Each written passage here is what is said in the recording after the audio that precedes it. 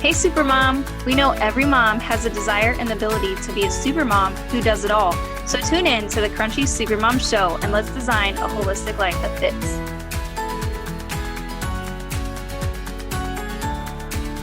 Hey Supermoms, I'm Sarah. And I'm Mandy. And we are your hosts and the creators of the Crunchy Supermom blog.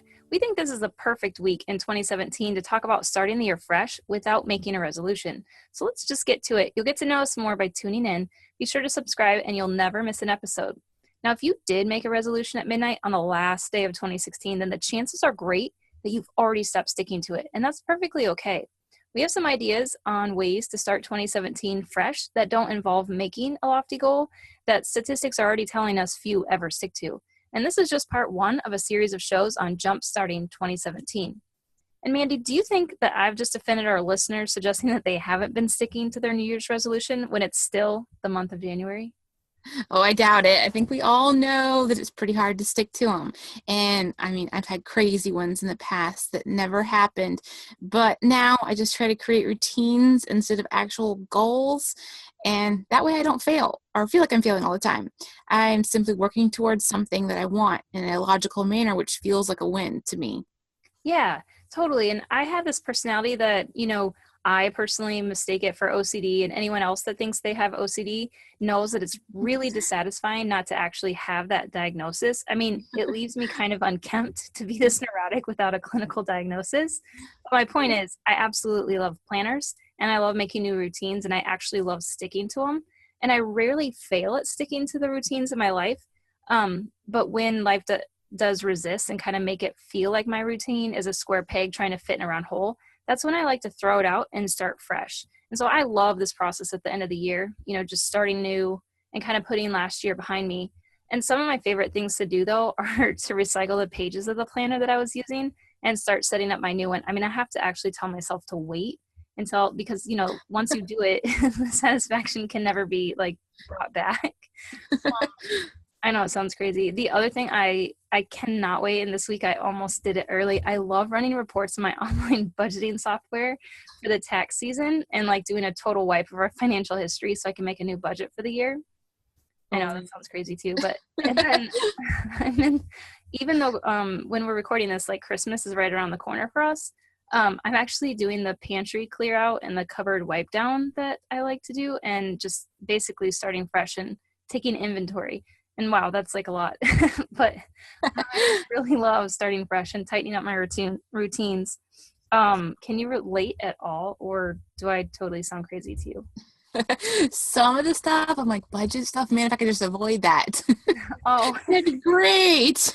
Pretend like it's all perfect. Yeah, no, but no, the whole promise of hope and, everything is so almost new and you're so hopeful about a new and upgraded routine. I love that feeling, and I think that's one of the things we're going to be talking about is our challenge to our listeners in 2017. And that's just to jumpstart your routine. And we're going to be talking about cleaning, self-care, and food and finances in the next few episodes. To start developing your own cleaning routine, visit crunchysupermom.com/New Year Cleaning, which is actually NY Cleaning. That's crunchysupermom.com/NY Cleaning. And that's all one word. And print the power plan. You'll want to take the transfer of information sheet and write out all the chores you want to do daily, weekly, monthly, quarterly, and annually. And you can use our suggested list if you prefer. Things like dusting, scrubbing the bathrooms, and mopping. We really would recommend you do it every week because it keeps your house in nice shape, make you feel good about it, but also because if you let it slide, it becomes a huge mammoth job. Cleaning it weekly might sound really time consuming, and maybe you only need to clean it, bi-monthly, but just having a schedule and a practice that will fit your family and your house's needs and keeping it up means that a chore like scrubbing the bathroom doesn't take that long because it truly isn't that dirty. And letting it go for weeks on end does really mean you'll spend longer on the cleaning over time, even though it might not feel like it in the beginning. Definitely. And then tidying up clutter, wiping down all surfaces like the kitchen counter and bathroom sinks. It should be done daily. And again, it's pretty easy to wipe it off if it's not really filthy. And for me, my kids, one of their chores is to wipe the bathrooms down, which is really handy for me. But and then it's really up to you what you want to do monthly. Some examples of monthly chores are cleaning out closets, cabinets. Quarterly chores are often things that I don't really love to do, like pulling the fridge out and cleaning behind it, or washing curtains or duvet covers or couch covers. And annual chores are often larger and can include repainting, scrubbing down, fixing up certain areas of the house that might have taken a beating, like our laundry room. That's one area we have to like continuously, I feel like, scrub down. Right. It's How a disaster. about you? Yeah, I mean, that's definitely what I do. I do have like a combination routine. So when I'm brushing my teeth, I actually have like a pile of cloth rags and my bathroom spray. So I actually spray down my counter and my sink every night when I'm brushing my teeth. And it just helps so much, especially some of those natural toothpaste. They really kind of leave like we use earth paste right now, and it kind of leaves that grubby brown. Oh, yeah. And no other person that comes over ever knows what that is. So I'm sure it's really disgusting. Yeah, that's true. Yeah, the kids is the worst, but they have to wipe theirs out. And then once you've kind of made this massive list of chores that you in theory want to do, and you've kind of assigned kind of group them together, by like daily, weekly, monthly, and quarterly, and annually, then the next step is to determine like how many chores you need to do per week to stay with your goal of having the house clean, periodically, and then how many you need to do every day. And like I will bundle my tasks together. Mandy, I know you've talked about this before, where you kind of assign them to a day of the week, depending on, and for us, we do it like depending on what day is super busy in this particular season. So like bathrooms are always like our biggest chore, and it's also the day that we assign to like the lightest day. Lightest day meaning like we don't have like basketball or anything going on that day. And those bundles kind of help me have a light day of cleaning, actually several days, and just really 2 heavier cleaning days. And I that keeps my kids motivated to help out, and it's nice to me because I'm like, oh, today all I have to do is like wipe down the counters and do a load of laundry and pick up the clutter, and my chore's done for the day, and it feels great. It makes it easier to stick with it tomorrow when it's like a bathroom day. Right, yeah. And then like changing the bedding is now a close contender for me as being like one of my heaviest chores every week. And I do change the bedding every week because we let our kids run barefoot a lot. And as much as I'd love to say I make them scrub their feet before bed, sometimes it just doesn't happen. So we change the bedding every week instead. And I've got 5 beds. And I'm thinking that might be a big chore for you too, huh, Mandy? Yeah, that's a big chore too. I don't look forward to it. Yes. But yeah, we do it weekly too. And like we're working on getting our older kids to at least pull everything off their beds and put it in the pile, because nothing makes them madder than they're making their beds and then it's being like, oh, sorry, we have to wash the sheets. So yeah, they're not fond of that.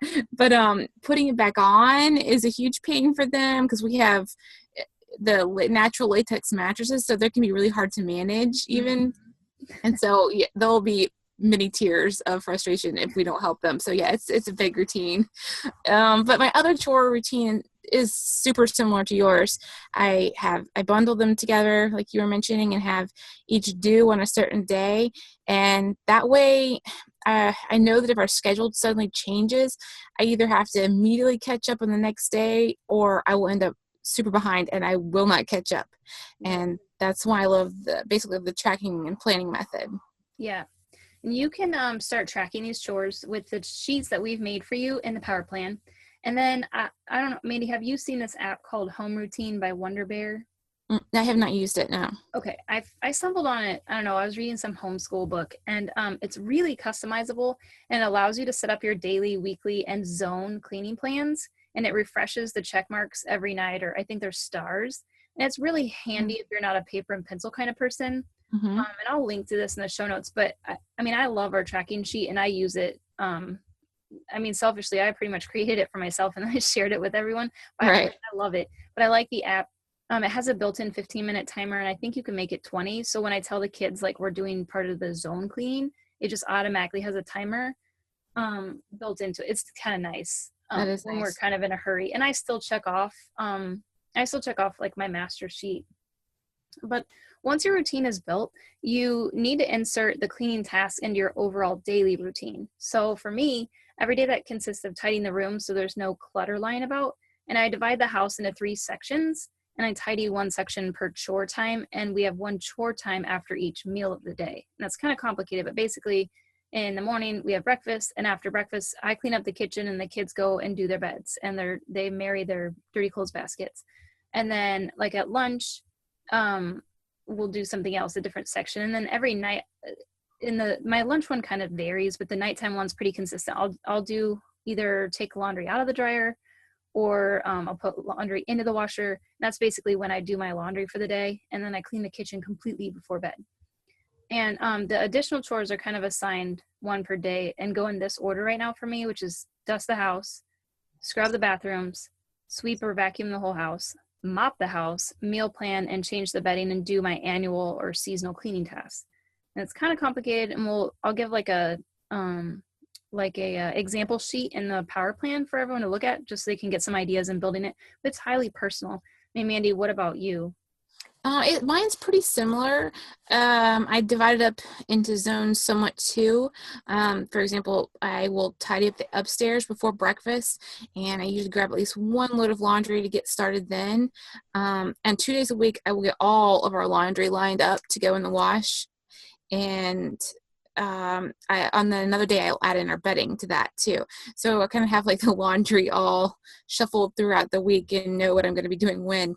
And it seems like it's just always going because nobody's in diapers right now, but we use cloth diapers, we use cloth bathroom rags, cloth kitchen rags, everything's pretty much cloth. So it's just constantly. And then I wonder why my washer, only lasted so many years. I know. Ours is so noisy. Yeah. But let's see, my first zone for the day is really like the upstairs. And part of that is the kids' responsibility. So I'm only doing part of it, but I'm trying to encourage them, to stop playing, get busy on their zone too during that time. Mm-hmm. So then after that, we will have breakfast. And after breakfast, like you said, they have certain chores that they do, which for us includes brushing their teeth, wiping down bathrooms, cleaning the kitchen and eating area. Each person kind of has their little responsibilities that they do. And then we have additional chores daily. And like you said, those are set for days that we'll be home and less busy. If you're like the bigger chores that take a long time, like the bathrooms. Yeah. And right now we basically have a day we clean the bathrooms, there's dusting, wiping certain things down, like baseboards or our kitchen chairs, which seem to get really grimy from week to week. Oh, totally. And let's see, we also add in a quarterly or annual task to this on a weekly basis. Most of the time that I'm not as strict on that, and I stay more flexible just depending on what's going on that week. And twice a week we'll vacuum the house on certain days and mop too. And I end up mopping downstairs twice a week just because we have so much foot traffic in and out. Wow. Yeah. Let's see, at night, the main thing, just like you said, is having the kitchen clean and the dishwasher running so it can be empty before breakfast the next day. And I mean, that's one of the hugest things because you can never catch up. Like we've talked about before, you just can't catch up if that's not done. To me, I can't. And I will usually at night also start a load of laundry, usually our kitchen napkins and rags, because takes a long time for that to go through like a heavy duty cycle to sanitize them. Yeah. And just staying on top of this routine and seeing what works and what doesn't is really the key. And we talked about that before too, just not trying when it's not working, not trying to continue on with it. And that's been a challenge for me in the past. I'm like, what's wrong? Why am I failing here again? And trying to really figure out what has changed and how I can modify it. That's been the key, and not feeling like I'm failing if it's just not working and I have to modify. Right. So if you found this episode helpful, we'd love to hear about it, and ask us questions or leave us a comment in iTunes so other supermoms like you can find us. Be sure to tune in next week when we talk about our next part of the Jumpstart Your 2017. It'll be 8 ways to simply increase your self-care. And a quick reminder that in all of our shows, we can promise you're not going to have a list of rules to follow, and you're not going to be made to feel inadequate or overwhelmed when you tune in.